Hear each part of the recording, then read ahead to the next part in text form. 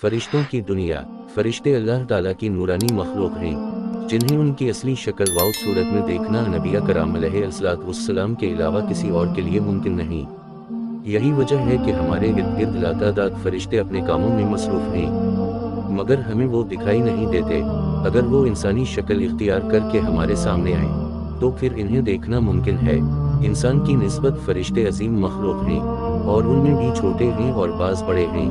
फरिश्तों के पर, फरिश्तों में बाज़ के 2 पर हैं और बाज़ के 600 पर हैं।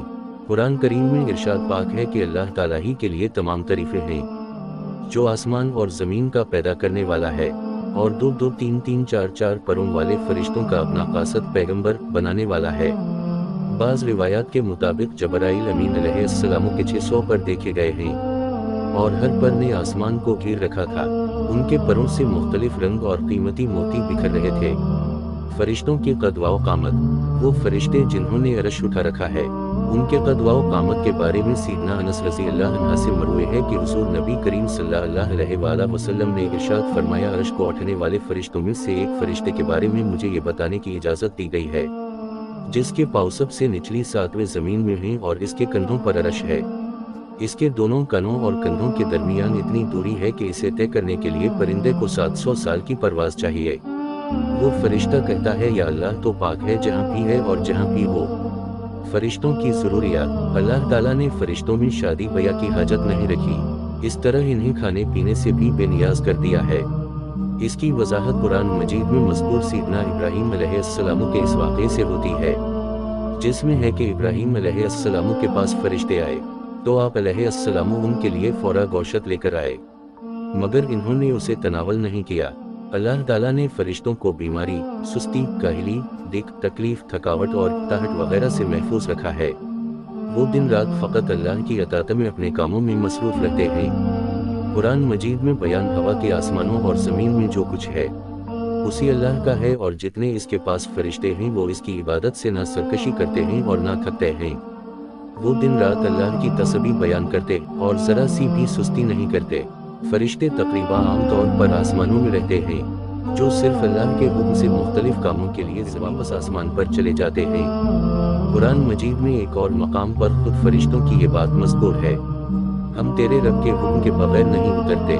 फरिश्तों की तादाद किसी नहीं मिलती, क्योंकि अल्लाह ताला का फरमान है, तेरे रब के लश्करों को उसके सिवा और कोई नहीं जानता। बाज़ हदीस से मालूम होता है कि फरिश्तों की तादाद बहुत ज़्यादा है, बल्कि अंदाज़ा होता है कि इंसानों और जिनों से भी उनकी तादाद ज़्यादा है। सीदना अबू ज़र रज़ी अल्लाह अन्हा से मरवी है कि अल्लाह के रसूल सल्लल्लाहु अलैहि वसल्लम मानो में कहीं 4 उंगलियां जगह की ऐसी नहीं जहां कोई ना कोई फरिश्ता सजदा रेज़ ना हो। सीदना अब्दुल्ला बिन मसूद रज़ी अल्लाह अन्हा से मरवी है कि अल्लाह के रसूल सल्लल्लाहु अलैहि वसल्लम ने फरमाया, क़यामत के रोज़ जहन्नम को इस हाल में लाया जाएगा कि उसकी 70 लगामें होंगी और हर लगाम के साथ 70,000 फरिश्ते होंगे जो इसे खींच कर ला रहे होंगे। फरिश्तों की एक अहम खासियत ये भी है कि वो अल्लाह ताला के हुक्म से अपनी शक्ल व सूरत के अलावा कोई और सूरत भी इख्तियार कर सकते हैं। ये सूरत किसी ऐसे इंसान की भी हो सकती है जिसे देखने वाले पहचान लें। इंसानों के अलावा किसी और जानदार की सूरत इख्तियार करने की फरिश्तों को ताकत है या नहीं, उसके बारे में कुरान व सुन्नत में कोई सराहत या अलबत्ता उनकी इंसानी शक्ल इख्तियार करने के वाक़यात ज़रूर मिलते हैं, जिनसे ये अंदाज़ा होता है कि फरिश्ते अल्लाह ताला के हुक्म से दीगर शक्ल भी इख्तियार कर सकते हैं। सीदना इब्राहीम अलैहिस्सलाम के पास फरिश्ते इंसानी शक्ल में आए और इब्राहीम अलैहिस्सलाम इन फरिश्तों को पहचान ना पाए। फिर फरिश्तों के बताने पर आप अलैहिस्सलाम को मालूम हुआ कि ये इंसान नहीं है बल्कि फरिश्ते हैं। सैयदा मरियम अलैहिस्सलाम के पास जबराइल अमीन अलैहिस्सलाम इंसानी शक्ल में तशरीफ़ लाए थे, और जिब्रील अमीन अलैहिस्सलाम सिवाय 2 मरतबा के हर मरतबा नबी करीम सल्लल्लाहु अलैहि वसल्लम इंसानी शक्ल में तशरीफ़ लाए। फरिश्तों की ताकत।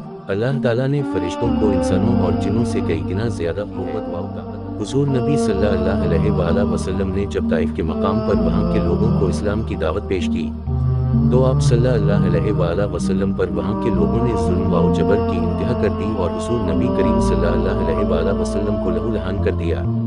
तो इस मकाम पर सीदना जबराइल अमीन अलैहिस्सलाम तशरीफ़ लाए। इन्होंने आवाज़ दी और कहा कि अल्लाह ताला हुज़ूर नबी करीम सल्लल्लाहु अलैहि वसल्लम के बारे में आपकी कौम की बातें सुन चुका है, जो इन्होंने आपके खिलाफ अक़दाम किया वो भी देख चुका है।